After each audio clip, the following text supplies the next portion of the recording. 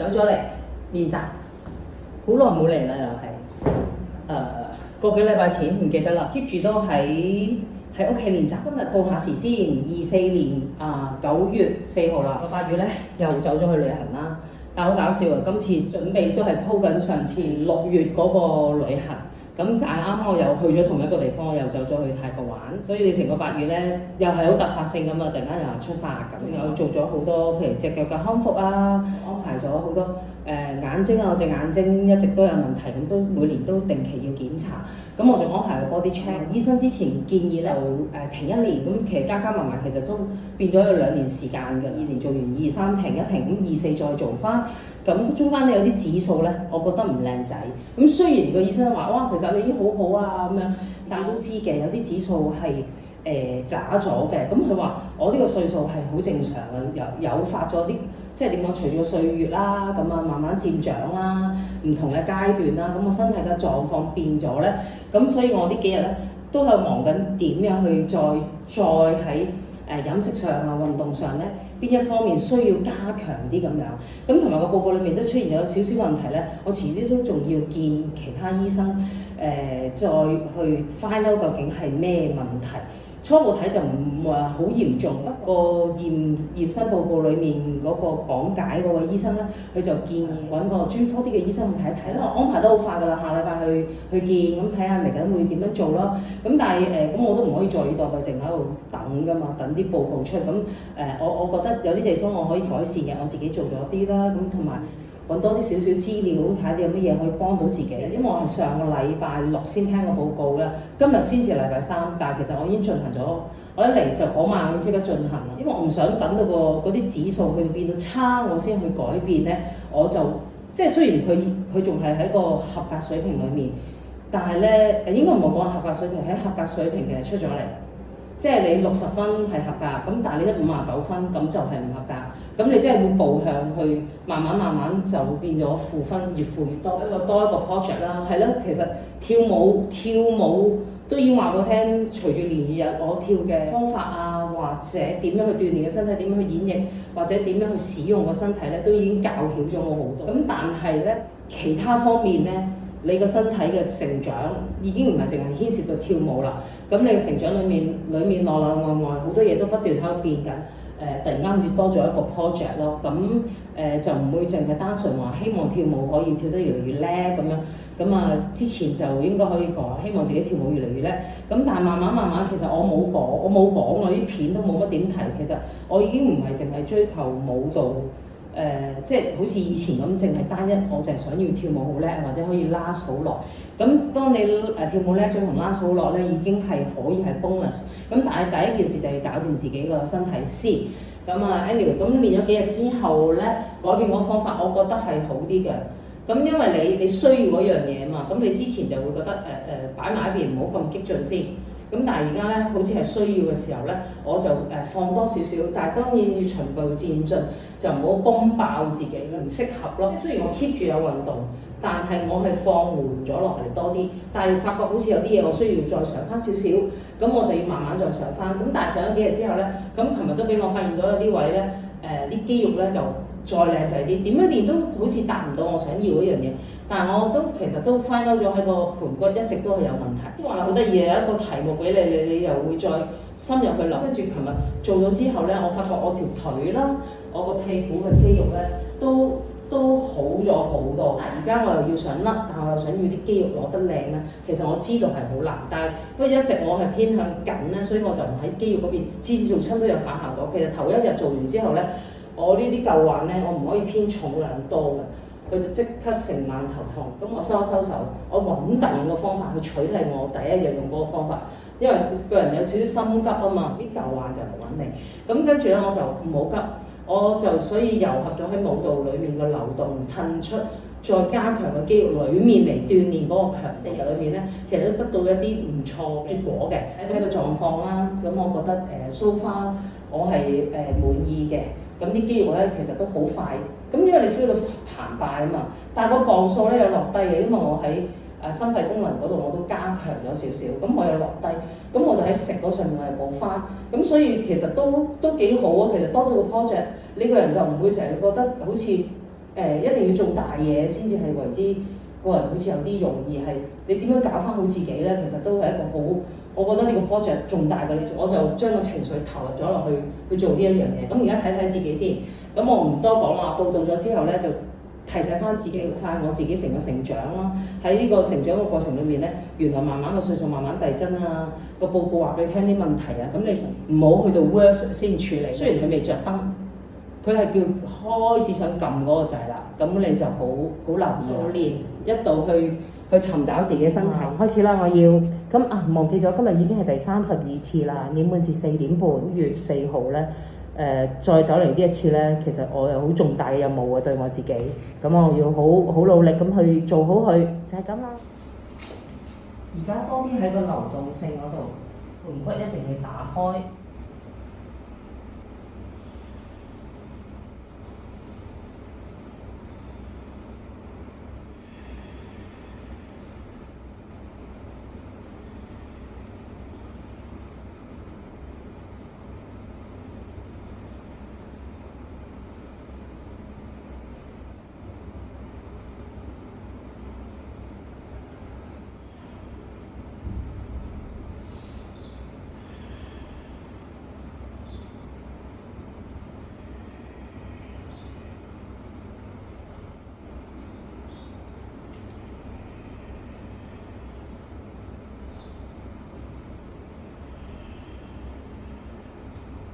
最緊要你一定要擺翻啱你個盤骨嘅位置，佢啲肌肉咧自自然然全面啲。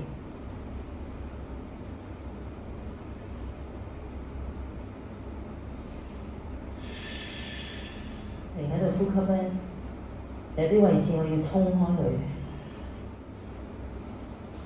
個同打開盤骨出嚟，個肌肉嘅使用量真係爭好遠。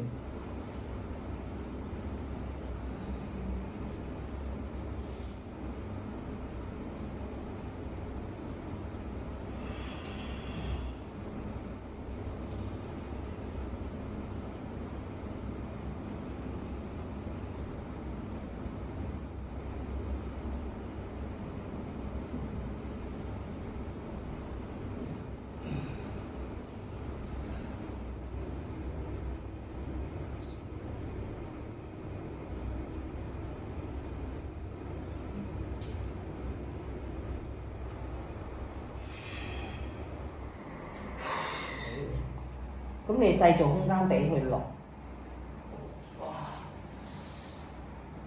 你唞一陣先，唔好夾硬嚟，因為我全身都開始好攰，啲肌肉呢度呢個最上移係內側嘅陰肉咯，所以好攰。但係而家啲肌肉咧360度包住我咧。都幾好，但係呢個要俾少少耐性，因為好攰，開始個人有少少唔係好夠能量啦。我就會再練其他嘢。我原本想練流動嘅，睇下時間夠嘅，不過 energy 唔係好夠。等我慢慢再練下先。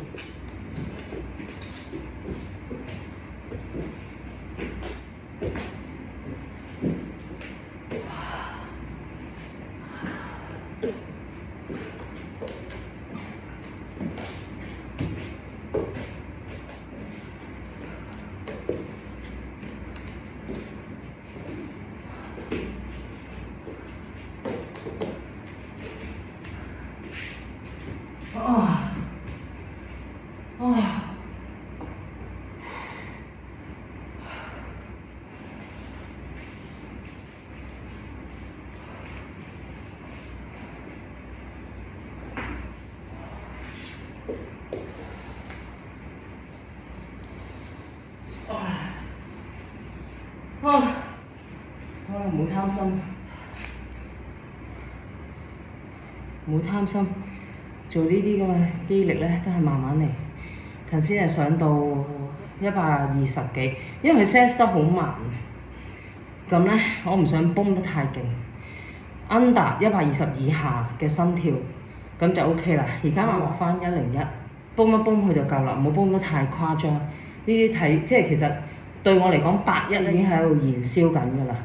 咁所以咧，我淨係想大概泵喺82樓下就 OK。跳舞咧，佢會泵得好高啊，咁你個換氣、你個呼吸你就要好留意咯。咁你覺得已經好，即係你唔係後生20幾歲個心臟都仲可以啊嚇，叫做可以咋。當然你係冇其他隱病啦嚇，或者你自己唔知覺得頂唔順，你都唔可以勉強。就算你幾後生都係咁講。但係而家我明知自己嘅歲數都係大咗啦，咁你就要喺個運動量、個能量嗰個高度咧，你要自己調配咯。咁除非你慢慢遞增，但係都唔即係你無謂傷啊嘛。你無謂傷到自己康就 O K。後生嘅時候吹谷係可以嘅，但係當然我頭先講前提，頭先嗰幾個point你要注意啦。咁啊，但係只要你歲數開始有變動嘅時候咧，就唔好掉以輕心，因為我哋呢啲歲數好尷尬嘅，好似又得，又好似唔得。咁究竟你點咧？咁梗係想得啦，想得咁一加埋你個好勝啦，就好容易出事啦。咁所以呢方面咧，自己慢慢去調節，慢慢去改，接受現實，但係又可以慢慢緩衝嘅落嚟，就又唔係覺得自己退步。你要計翻你個歲數，你已經係覺得唔錯嘅時候，就已經好好，就唔好有時有啲嘢強求咯。咁當然有例外，有啲真係 keep 得好 fit 嘅，咁佢哋嗰啲做到就另類啲啦，咁但係你自己就即係適可而止啦，或者我中醫師都叫我你運動你都唔好急啊，所以頭先我泵佢一陣我都收手啦。咁今日嘅力量型咧都偏多，或者今晚我就未必緩步跑㗎啦，咁睇下狀況咯。咁一陣間我仲有少少時間咧，我就開始做放鬆嘅動作。呢個第32次啦，一陣間我唔知仲會唔會記錄咧。咁喺呢度同大家講翻埋先，費事而家轉頭伏一聲就已經離開咗。我會再練，咁練到有好嘢我都會識得記錄落嚟嘅，就係咁啦。咁啊喺33次再見大家，希望下次嘅時候所有嘢都變得好啲。而家咧慢慢落翻去80幾啦，講嘢咁，但係都80幾就係因為你個人仲係好 hyper 嗰個狀態啊嘛。咁我而家要 cool down 下個身體啦，就係咁啦。